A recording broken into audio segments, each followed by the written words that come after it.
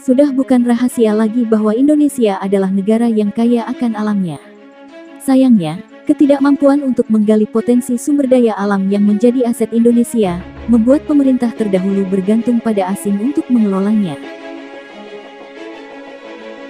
Masyarakat Indonesia harus merelakan kekayaan alamnya dikuasai oleh negara lain. Bahkan ketika harga komoditas dunia meningkat, sangat miris melihat fakta bahwa kita hanya bisa merana, karena tidak bisa menikmati kekayaan milik negeri sendiri. Untungnya, kini ada beberapa sumber daya alam aset Indonesia yang berhasil direbut kembali dari asing. Menariknya, aset-aset tersebut berhasil direbut kembali pada era kepemimpinan Presiden RI Joko Widodo, alias Jokowi. Walau tak sepenuhnya dinasionalisasi, Indonesia bisa berbangga hati, lantaran mendapat keuntungan paling besar.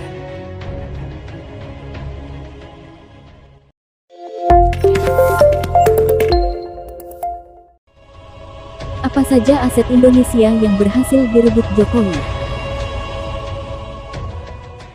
1. Freeport.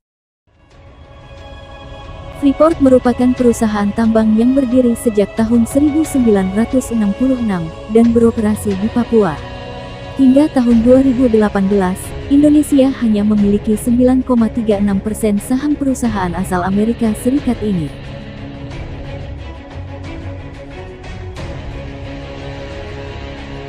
Namun pada bulan Desember tahun 2018, Jokowi mengumumkan bahwa holding badan usaha milik negara BUMN, tambang telah mencapai kesepakatan dengan Freeport McMoran soal akuisisi saham 51% saham Freeport Indonesia.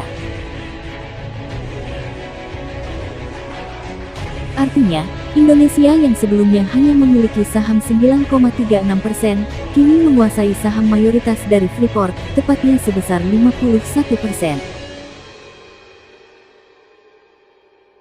2. Blok Rokan. Blok penghasil migas terbesar di Indonesia, Blok Rokan, sebelumnya dikuasai oleh perusahaan tambang raksasa asal Amerika Serikat, Chevron. Pada 2018, Wakil Menteri Energi dan Sumber Daya Mineral pada Kabinet Kerja Jokowi, Archandra Tahar, memutuskan Rokan untuk dikelola Pertamina setelah 2021 hingga 2041, lantaran proposal Pertamina lebih baik daripada Chevron. 3. Blok Mahakam. Blok Mahakam adalah blok migas yang terletak di timur setelah puluhan tahun dikuasai asing.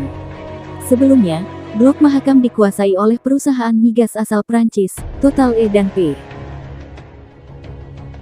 Produksi Blok Mahakam merupakan salah satu produksi migas yang terbesar di Indonesia, itulah kenapa pemerintah bersikeras untuk mengambil alih kepemilikan Blok Mahakam. Akhirnya, PT Pertamina resmi menjadi operator Blok Mahakam per tanggal 1 Januari tahun 2018.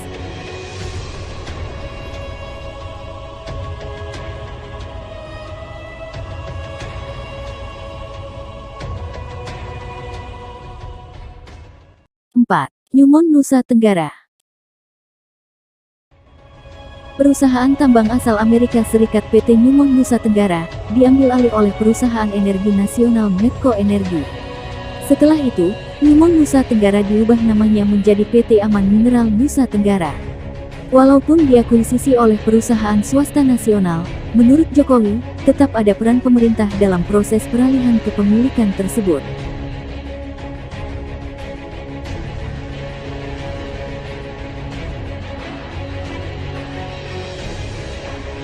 Itu dia aset Indonesia, terutama pada bidang sumber daya alam yang berhasil direbut kembali oleh Indonesia, tepatnya pada era Jokowi.